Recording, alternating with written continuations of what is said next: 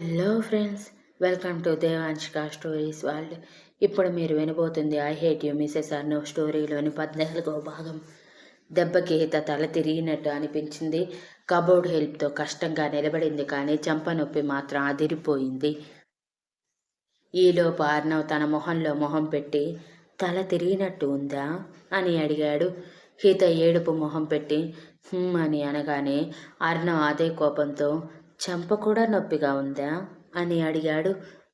దానికి కూడా హిత అవును అని సమాధానం ఇవ్వగానే, అయితే స్ట్రైట్గా నిలబడు, ఏ హెల్ప్ లేకుండానే అని గంభీరంగా చెప్పగానే హిత భయపడిపోయి స్ట్రైట్గా నిలబడింది కష్టంగా. అంతే, అర్ణవ్ మరో చెంప కూడా వాయించేసి, ఇంతవరకు నీకు చెప్పిందేమైనా భగవద్గీతనా భాగవతమా అర్థం చేసుకోకపోవటానికి? నెత్తి నోరు కొట్టుకొని నువ్వే నా పెళ్ళాం, జీవితాంతం నిన్ను వదిలే సమస్యే లేదు అని చెప్తుంటే నిన్ను ఉద్ధరించడానికి ఇష్టం లేకుండా నిన్ను నా భార్యని చేసుకున్నట్టు ఫీల్ అవుతున్నావు.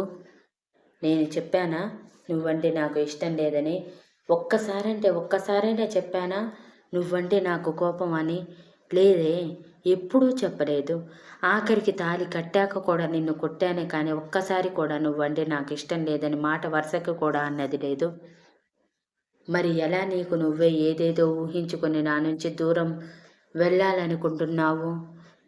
అంత ఈజీ అనుకుంటున్నావా నా నుంచి తప్పించుకోవటం? అలా అనుకుంటే అది నీ పొరపాటే అవుతుంది, గుర్తుంచుకో. జీవితాంతం నువ్వు ఈ ఇంట్లోనే నా భార్యగా ఉండాలి. ఇప్పుడు చెప్పు, ఇవన్నీ ఎవరివి అని కబోర్డ్లో ఉన్న ప్రతి ఒక్క వస్తువు చూపించి అడగగానే హిత బెదిరిపోయి, నావే అన్నీ నావే అని అంది. ఇది సంగతి. నీకు కొడితే కానీ మ్యాటర్ అర్థం కాదన్నమాట. ఈసారి నుంచి ప్రతిసారి కొట్టే నీకు కావాల్సిన సమాధానం ఇస్తూ ఉంటాను, సరేనా అని యాటిట్యూడ్గా చెప్పి, ఆ చెంపలకి ఈ క్రీమ్ రాయ్ అంటూ కూల్ జెల్ ఇవ్వగానే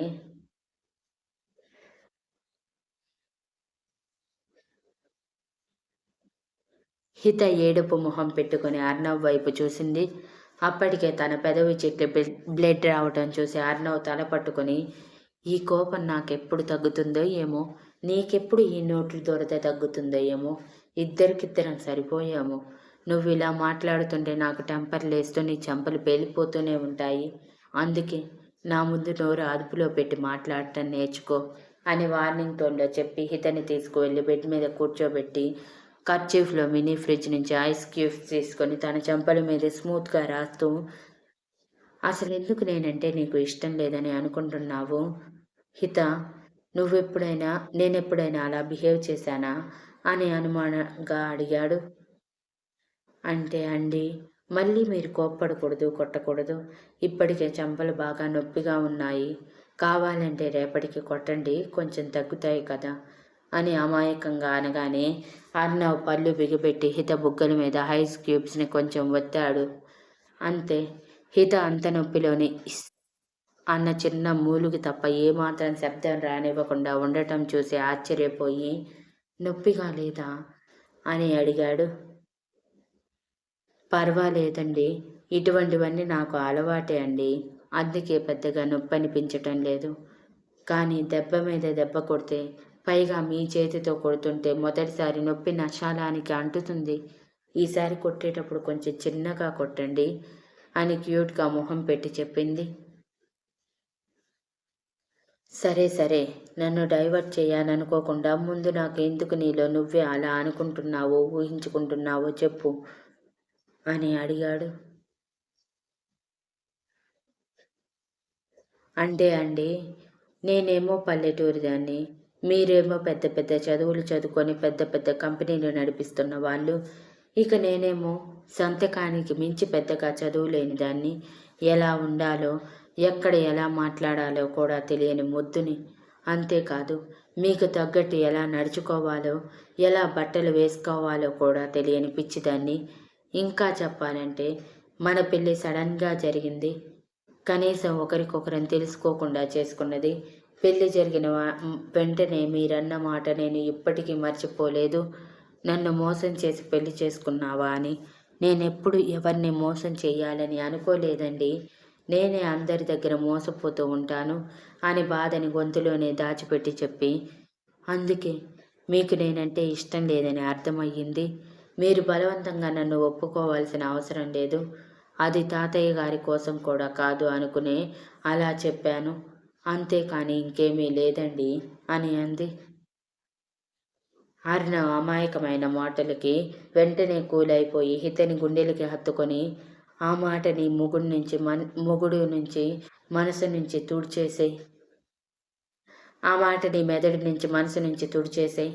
అదేదో అప్పుడు ఫ్లోలో తప్పక వచ్చేసింది. అసలు నేను ఆ విషయం ఎప్పుడో మర్చిపోయాను. నువ్వు ఇంకా గుర్తుంచుకుంటావని ఊహించలేదు. ఇకపై గుర్తుంచుకోకు కూడా అని కొంచెం బేస్ వాయిస్లో చెప్తూ సారీ అంటూ తన 2 బుగ్గల మీద ముద్దులు పెట్టి, ఇక మ్యాక్సిమం నిన్ను కొట్టకుండా ఉండటానికి ట్రై చేస్తాను. నువ్వు కూడా నాకు కోపం తెప్పించకుండా ఉండటానికి చూడు. అండ్ ఫైనల్గా చెప్తున్నాను, నువ్వే నా భార్యవి. మనస్ఫూర్తిగా చెప్తున్నాను, నువ్వంటే నాకు చాలా ఇష్టం. బలవంతంగా ఎవరిని ఒప్పుకోవటానికి నేనేమి ఎమోషన్స్కి లొంగేవాడిని కాదు. కాబట్టి నువ్వు ఎక్కువగా ఊహించుకోకుండా నన్ను భర్తగా నీ మైండ్లో మనసులో ఫిక్స్ చేసుకోవటానికి రెడీ అవ్వు. ఎంత త్వరగా వీలైతే అంత త్వరగా నన్ను యాక్సెప్ట్ చేయి. నాకు కూడా ఇలా సింగిల్గా బ్రహ్మచర్యంలా పెళ్ళయ్యాక కూడా అనుభవించటం కష్టంగా ఉంది. నువ్వు వన్స్ ఒప్పుకున్నావంటే హ్యాపీగా ఇద్దరం మింగిలైపోవచ్చు అని అన్నాడు. అంటే అండి అని అనగానే అర్ణవ్ తల కొట్టుకుంటూ, ముందు నీ కోసం స్పెషల్ ట్యూటర్ని తెప్పించాలి. లేదంటే నాకు చాలా కష్టం అవుతుంది. ఈరోజు పిలిపిద్దామనుకున్నాను కానీ తమరి షాక్లో నీలుక్కుపోవటంతో అలా చేయలేకపోయాను. రేపటి నుంచి రెడీగా ఉండు. నువ్వు ఉదయం టిఫిన్ చేయటం అయిపోయాక ఇక ఏ పనులు పెట్టుకోకు. వంటగదిలోకి వెళ్ళాల్సిన అవసరం లేదు. ఆఫ్టర్నూన్ ఎలాగోలా అడ్జస్ట్ కాగలము మేము అని చెప్పి, రేపటి నుంచి నీ కోసమే స్పెషల్గా ట్యూటర్ వస్తారు. నువ్వు ఆపేసిన చదువు మళ్ళీ కొనసాగించాలి. ఇంటర్ నుంచి నీకు ఇష్టమైన చదువు చదువుకోవచ్చు. నిన్ను నేను చదివిస్తాను అని అన్నాడు. హిత నమ్మలేనట్లు, నిజంగానా అండి? మీరెంత మంచివారో. మా ఇంట్లో ఉన్నారు చాలామంది చదువుకున్నామంటే పొగరు అని అంటూ, ఈ మాత్రం చదువులు చాలే, ఇంకా ఎక్కువ చదివి మీరు ఎవరిని ఉద్ధరించాల్సిన అవసరం లేదంటూ ఆడవాళ్ళని ఎంత చులకనగా చూస్తారో తెలుసా? మీకు వాళ్ళకి అసలు పోలికే లేదండి. మీరు చాలా మంచివారు అని సంతోషంగా పొగిడింది. నీకు చదువంటే అంత ఇష్టమా? అర్ణవ్ తన చెంపలు పట్టుకొని అడిగాడు. చాలా ఇష్టమండి. అమ్మ నన్ను చదివించాలి అనుకున్న ఊర్లో వాళ్ళు ఒప్పుకోలేదు. వాళ్ళకి ఎదురు తిరిగి నన్నే చదివించాలనుకున్నప్పుడే అంటూ గొంతుకు ఊడుకుపోయి హితమాట బయటికి రాక కన్నీళ్లు వస్తుంటే అర్ణవ్ ముందు తన బాధ బయట పెట్టలేక వెంటనే తనని తాను సర్దుకొని, సరే ఇవన్నీ ఇప్పుడు ఎందుకులేండి, వదిలేయండి అని అంటుంటే, అవును వదిలేద్దాం, అవన్నీ మర్చిపో. నువ్వు అలాంటివి గుర్తు చేసుకోవాల్సిన అవసరం లేదు. ఇక నువ్వు రెస్ట్ తీసుకో. కిందకి వెళ్ళాల్సిన పని కూడా లేదు. ముఖ్యంగా ఈ చెంపల్ని ఎవరికి చూపించకు అని చెప్పి అర్ణవ్ పైకి లేవగానే హిత అర్ణవ్ చేతిని పట్టుకొని ధైర్యం చేసి, ఎక్కడికండి అని అడిగింది. అదేనండి, మీ సామాన్లు తీసుకురావాలి కదండి. అసలే మీకు సెంటిమెంట్ కదండి, అవన్నీ తీసుకువచ్చి మీకు ఇస్తామండి అని అర్ణవ్ కూడా హితని ఇమిటేట్ చేస్తూ చెప్పి, ముందు నువ్వు ఆ అండి అనటం ఆపు. ఎవరో పరాయి వాళ్ళని పిలిచినట్టు అనిపిస్తుంది నాకు అని ఇరిటేటింగ్గా అన్నాడు అర్ణవ్. అయ్యో మీరు అలా అనకండి. మా వైపు అందరికీ ఇలా గౌరవం ఇవ్వటం అలవాటు. అదే అలవాటు వచ్చేసిందండి.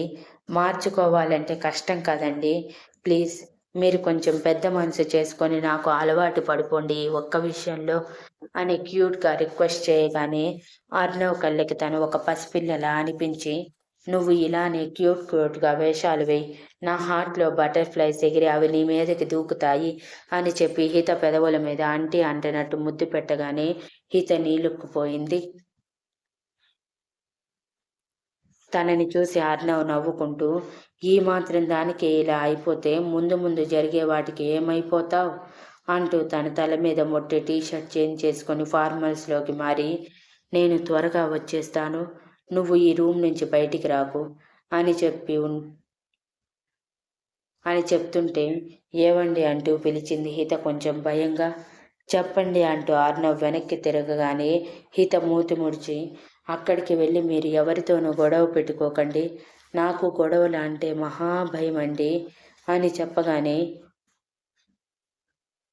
అది ఇంట్లో వాళ్ళ మీద డిపెండ్ అయి ఉంటుంది, ఆయన నాతో గొడవ పడేంత స్టామినా వాళ్ళకి లేదులే, కానీ నువ్వు ఎక్కువగా ఊహించుకోక అని చెప్పి అర్ణవ్ డోర్ క్లోజ్ చేసి వెళ్ళిపోతే, హిత నొప్పి పెడుతున్న బుగ్గల మీద అర్ణవ్ పెట్టిన ఐస్ క్యూబ్స్ స్మూత్గా రాసుకుంటూ, అబ్బా ఎంత చల్లగా ఉందో, నొప్పి కూడా అస్సలు తెలియటం లేదు, ఇది ముందే తెలుసుంటే బాగుండేది, అక్కడ కొట్టిన దెబ్బలకి కూడా ఇలానే చాటుగా పెట్టుకొని ఉండేదానివి అని అనుకుంది.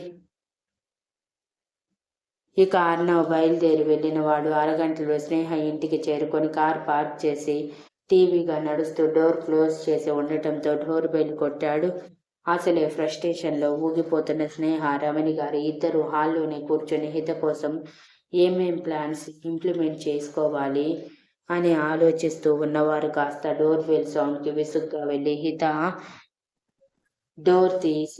డోర్ తీ అని అరిచిన డోర్ బెల్ మళ్ళీ మోగటంతో హిత అక్కడ లేదని అప్పుడు గుర్తు చేసుకొని పళ్ళు కొరుకుతూ, ఇది రాజభోగాలు అనుభవిస్తుంది కదా, ఎన్ని రోజులులే అని నోట్లో తిట్టుకుంటూ డోర్ తీసిన ఆవిడ ఎదురుగా హ్యాండ్స్ పెట్టుకొని యాటిట్యూడ్గా నిలబడి ఉన్న అర్ణవ్ని చూడగానే గుండె ఆగినంత పనికింది. అర్ణవ్ ఒక ఐబ్రో రైజ్ చేసి ఆవిడ వైపు చూడగానే ఆటోమేటిక్గా ఆవిడ నోరు మూసేసి మీరు అని తడబడుతూ అంటుంటే, ఎస్ నేనే, లోపలికి రానిస్తావా అని లోపలికి అడుగు పెట్టాడు అర్ణవ్ అడుగు ముందుకు పడుతుంటే రమణి గారి అడుగు వెనక్కి పడుతూ భయంగా గుటకలు మింగుతూ చూస్తూ ఉన్నారు. ఇక స్నేహ ఎవరు వచ్చారు అంటూ విసుగ్గా పైకి లేచి తల తిప్పి ఎదురుగా చూడగానే అర్ణవ్ కనిపించి తను కొట్టిన దెబ్బలే గుర్తుకు వచ్చి చంపల మీద చేతులు పెట్టుకొని, ఆ అర్ణవ్ అని తడబడుతూ అంది. అర్ణవ్ ఇద్దరి వైపు అదే యాటిట్యూడ్తో చూస్తూ, ఇంటికి వచ్చిన మనిషికి మర్యాదలు చేయటం కూడా రాదా, తెలియదా అని అన్నాడు.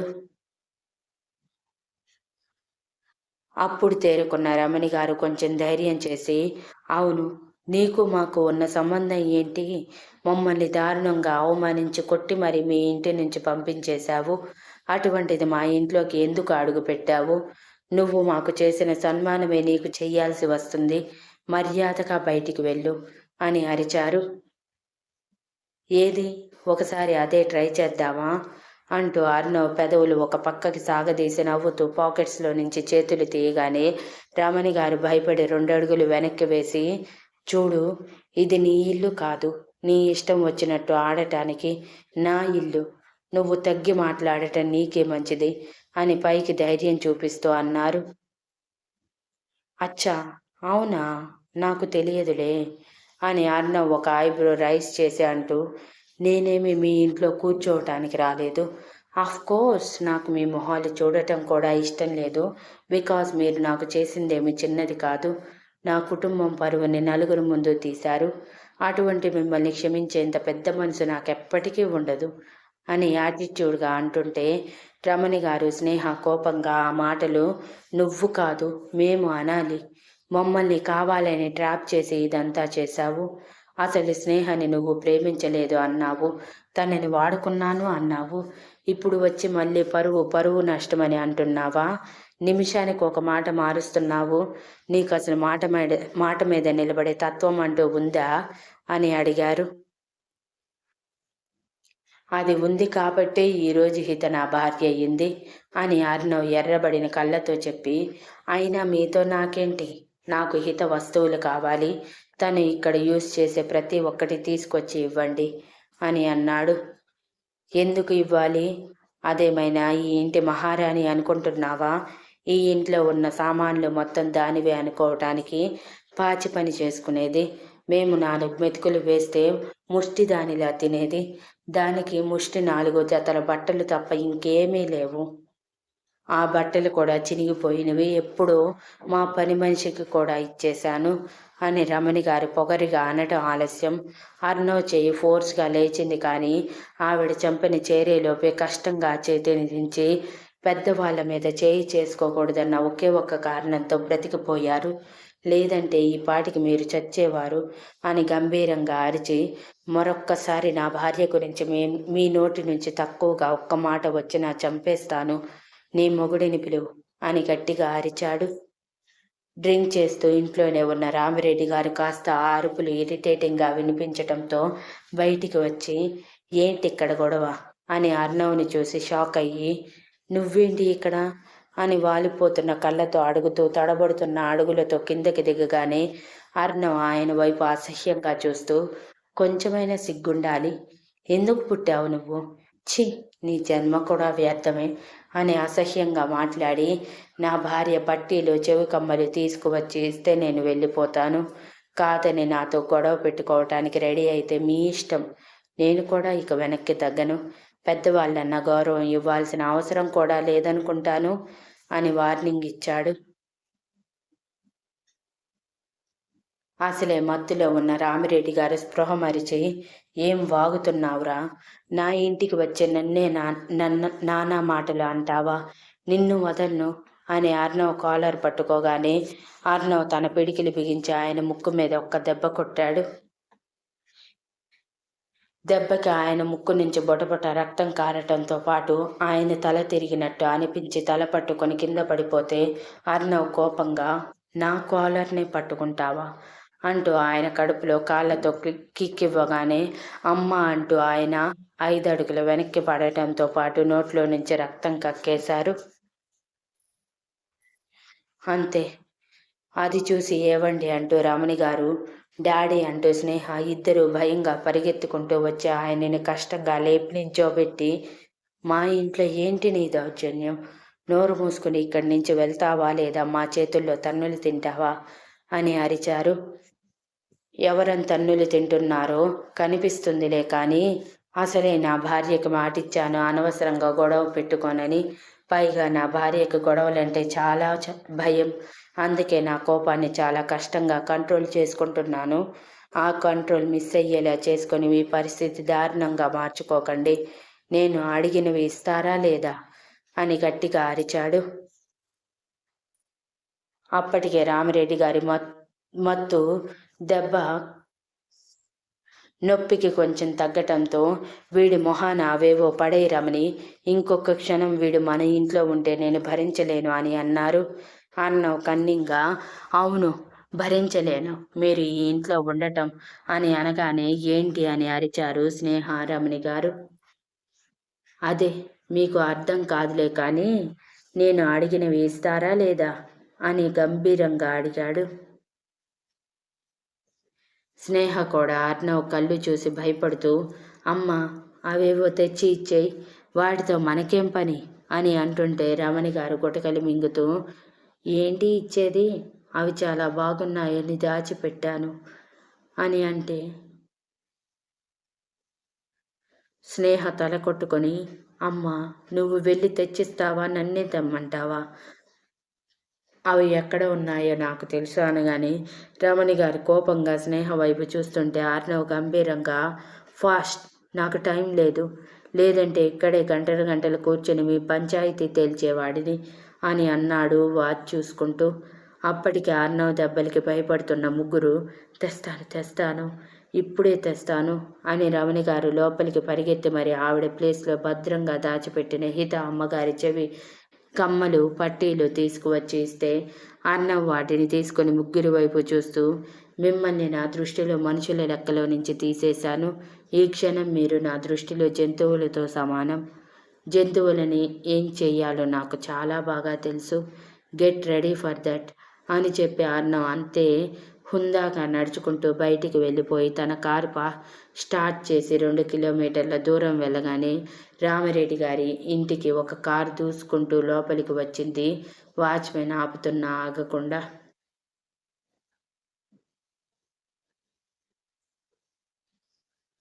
రమణి గారి ఇంటి నుంచి బయలుదేరిన ఆర్నవ్ స్ట్రైట్గా ఇంటికి వచ్చి రూంలోకి వెళ్ళేసరికి హిత కాళ్ళు ముడుచుకొని పడుకుని ఉండటం చూసి అప్పటి వరకు ఉన్న చిరాకంతా పోవటంతో పాటు పెదవుల మీద చిరునవ్వు రావటంతో నవ్వుతూ ఆర్నవ్ క్లాసెట్లోకి వెళ్ళి హిత అమ్మగారి వస్తువులని భద్రంగా పెట్టి తను హిత కోసం తీసుకున్న వెండి పట్టీలు తీసి, టైం వచ్చేసింది, ఇక మీరు చేరాల్సిన ప్లేస్కి వెళ్ళాల్సిందే అంటూ నవ్వుతూ పడుకున్న హిత కాళ్ళ దగ్గర కూర్చొని తన ఆ పాదాలని ఒడిలో పెట్టుకుని మరీ పాదాలని చూశాడు. అవి పలికిపోయి ఉండటం చూసి, ఈ అమ్మాయి పాదాలు ఏంటి మరీ ఇలా ఉన్నాయి అని నొసలి చిట్లించి అనుకుని హిత డిస్టర్బ్ అవ్వకుండా మువ్వలతో ఉన్న పట్టీలు హిత పాదాలకు పెట్టి తన అరిపాదాల మీద పెదవులు నిలిపి 2 క్షణాలు ముద్దు పెట్టి ఆ పాదాలకి ఏదో ఒకటి రాయాలని ఫస్ట్ ఎయిడ్ బాక్స్ తీసుకువచ్చి అందులో ఒక జెల్ తీసి స్మూత్గా తన పాదాల మడమలకి పగిలిన దగ్గర రాసి హిత పక్కనే పడుకొని తన వైపే చూస్తూ ఉన్నాడు సైలెంట్గా. మరో అరగంటకి బద్ధకంగా కళ్ళు తెరిచిన హిత ఎదురుగా చిరునవ్వుతో తన వైపే చూస్తూ ఉన్న అర్ణవ్ని చూడటమే ఏదో దయ్యాన్ని చూసిన ఎక్స్ప్రెషన్ ఇచ్చి గట్టిగా అరుస్తూ కొంచెం పక్కకి జరపగానే బెడ్ మీద నుంచి డబ్బున కింద పడింది. తను కింద పడగానే ఏమైంది, ఎందుకు అరిచావు అని అడిగాడు అర్ణవ్ కనీసం లేపకుండా. కింద పడిన హితకి ఫ్లోర్ కొంచెం గట్టిగానే తగలటంతో అబ్బా అనుకుంటూ నడుము ఒత్తుకుంటూ పైకి లేచి ఏడుపు మొహం పెట్టి సడన్గా మిమ్మల్ని నా పక్కన చూసి భయమేసిందండి అని అంది. ఏ నేనేమైనా అంత రాక్షసుడిలా కనిపిస్తున్నానా నన్ను చూసి భయపడటానికి అని వెటకారంగా అంటూ షార్ప్గా హిత వైపు చూశాడు అర్ణవ్. Next update promo. సన్నగా తన చేతుల్లో ఇముడిపోయేలా ఉన్న నడుముని చూస్తుంటే అర్ణవ్కి అంత ఏసీలోనూ చెమటలు పడుతూ గుటకలు మింగుతూ ఇదేంటి ఇంత ముద్దుగా నా చేతుల్లో ఇమిడిపోయేలా ఉంది అంటూ ముద్దు పెట్టుకోవటానికి మొహం ముందుకి తీసుకువచ్చాడు.